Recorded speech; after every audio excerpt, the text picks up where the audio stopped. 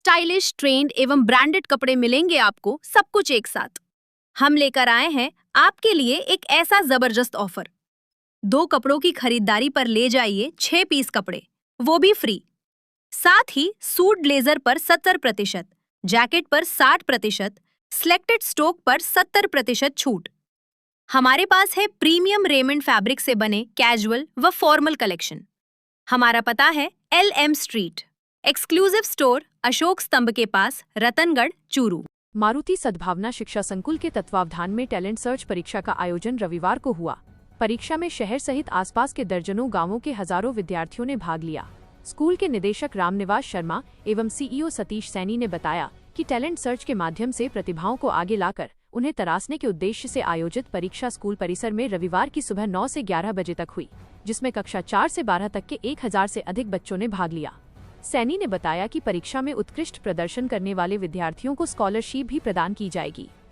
उन्होंने बताया कि प्रथम रहने वाले विद्यार्थी को 11,000, द्वितीय स्थान पर रहने वाले को 5,100 एवं तृतीय स्थान प्राप्त करने वाले विद्यार्थी को 3,100 रुपये नकद राशि के रूप में दिए जाएंगे। साथ ही चौथी से 10वीं रैंक तक अंक अर्जित करने वाले विद्यार्थियों को सिल्वर मेडल, 11 से 20वीं रैंक हासिल करने पर ब्रॉन्ज मेडल से सम्मानित किया जाएगा। उक्त परीक्षा की उत्तर पुस्तिका 2 अप्रैल की रात ऑनलाइन जारी की जाएगी तथा परीक्षार्थी 3 अप्रैल को अपना परीक्षा परिणाम देख सकते हैं। परीक्षा को संपादित करवाने में प्रधानाचार्य मंगला राम सुंडा, उप प्राचार्य समीर चेजारा, गजानंद शर्मा, श्याम सुंदर महर्षि, राखी शर्मा, कमल स्वामी, रूपेश जाट, भागीरथ जाट, अंजेंद्र सिंह, अंजू ठठेरा, स्वाति मेड़तिया, सूर्यकांत मंगलहारा सहित स्कूल परिवार के सदस्यों ने अपनी भूमिका निभाई। मूल उद्देश्य ये था कि ग्रामीण क्षेत्र के देहात के जो बच्चे हैं, जो प्राइवेट स्कूलों में पढ़ने में थोड़ा सा असक्षम महसूस करते हैं, उन बच्चों को हमारा यही था कि उनकी प्रतिभा को निखारें और उन बच्चों को ज़्यादा से ज़्यादा प्रोत्साहन मिले और उनको जो इकोनॉमिक के चलते जो भी कमियां हैं उनको हम फुलफिल कर पाएँ।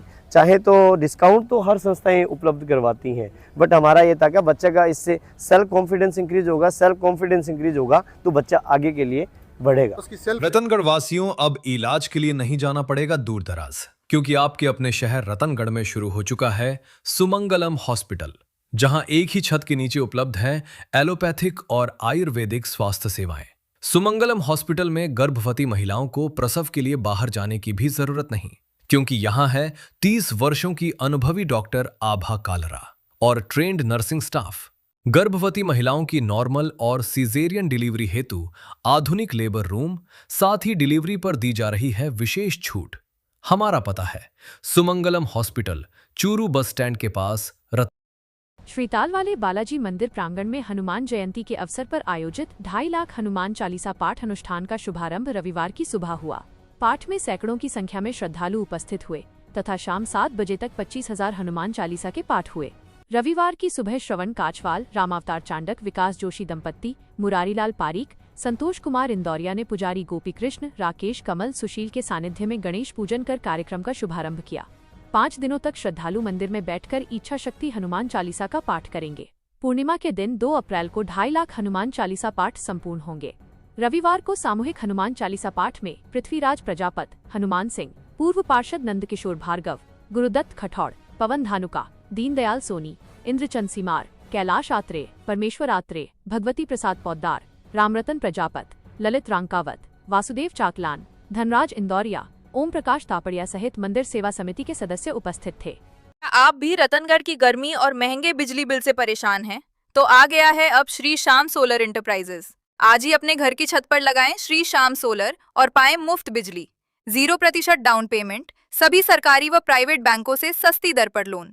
आज ही संपर्क करें और बने बिजली के लिए आत्मनिर्भर। हमारा पता है पत्रकार नारायण प्रसाद पीपलवा, सूर्य सिनेमा रोड, भरेज कोठी के पास, रतनगढ़, चूरू। तहसील के गांव बीरमसर की सार्वजनिक धर्मशाला में रविवार को LED के माध्यम से संत रामपाल महाराज के सत्संग का आयोजन हुआ।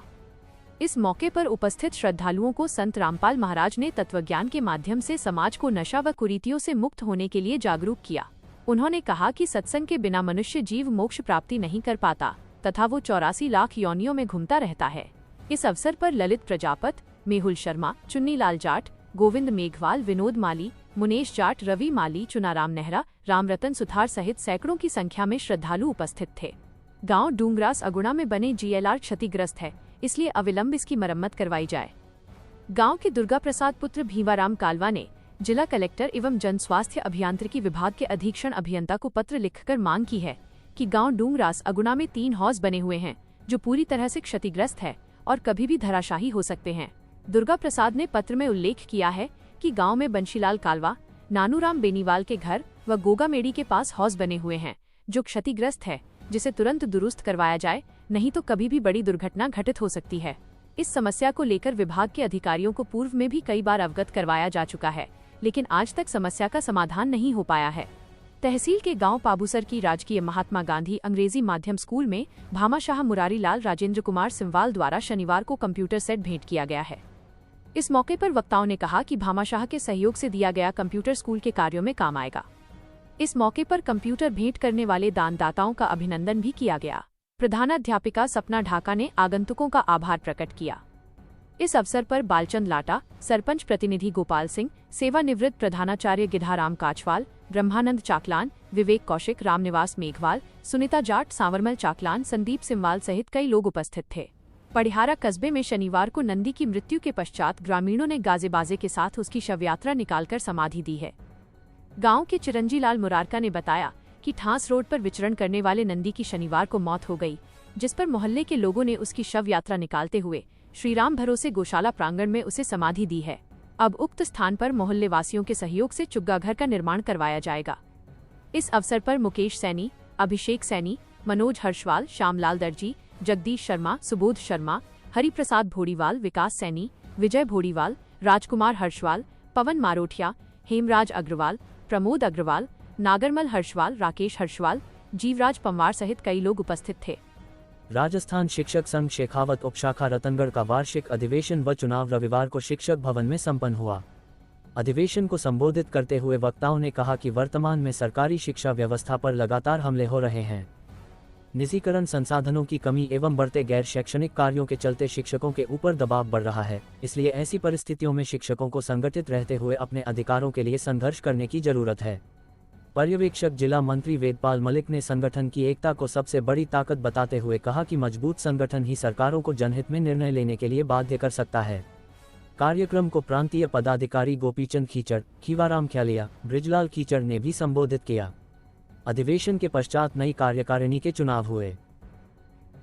निर्वाचन अधिकारी चौथमल चीनिया व सहायक निर्वाचन अधिकारी लालचंद मीणा ने बताया कि सभाध्यक्ष पद पर रामचंद्र एचरा, उपसभाध्यक्ष महेंद्र सिंह शेखावत, अध्यक्ष भोजराज शर्मा, कार्यकारी अध्यक्ष बाबूलाल मुंदलिया, वरिष्ठ उपाध्यक्ष शंकरलाल मीणा, सरस्वती मारू, उपाध्यक्ष संगठन राजकुमार, उपाध्यक्ष राकेश खीचड़, उमेद कुम्हार, सुखराम बानगढ़वा, महिला उपाध्यक्ष मंजू डूडी, मंत्री मुरलीधर अजमेरिया, कोषाध्यक्ष पन्नालाल जानभू, संयुक्त मंत्री शिवशंकर शर्मा, तिलोकचंद मेघवाल, गोपीचंद देतरवाल, संगठन मंत्री रामकिशन ज्ञानी, शिवभूषण, संजीव भामू, संयोजक संघर्ष समिति बजरंगलाल बिस्सू, सहसंयोजक सुनील शर्मा, धनराज भामू, कार्यालय मंत्री मुकेश सैनी, महिला मंत्री निर्मला जाट, उच्च प्राथमिक प्रतिनिधि विकास पड़गड़, उच्च माध्यमिक प्रतिनिधि मनफूल महिला, महात्मा गांधी स्कूल प्रतिनिधि नंदराम महिला सहित विभिन्न शिक्षक नेताओं को कार्यकारिणी में स्थान दिया गया है। नवनिर्वाचित पदाधिकारियों को पद व गोपनीयता की शपथ भी दिलाई गई। प्रांतीय संयुक्त मंत्री शुभकरण नैन के संचालन में हुए कार्यक्रम में काफी संख्या में शिक्षक उपस्थित थे।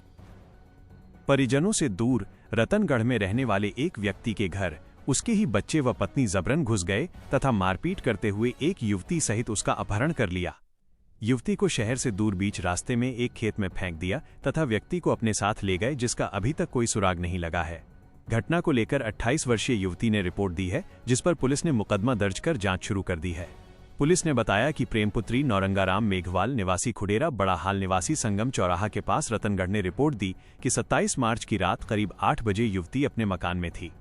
एकराय होकर रात्रि के समय कृष्णपुत्र गिरधारीलाल, राजवी पुत्र गिरधारीलाल, पूनम पुत्री गिरधारीलाल, पुष्पा पत्नी गिरधारीलाल जाट निवासी लक्ष्मणगढ़ एवं उनके साथ 3 अन्य व्यक्ति घर में जबरन प्रवेश कर उसके साथ गाली गलौज करते हुए जानलेवा हमला कर दिया। उसके बाल पकड़कर उसे गाड़ी में डालने लगे तो उसकी बहन राजू ने बीच बचाव करने का प्रयास किया।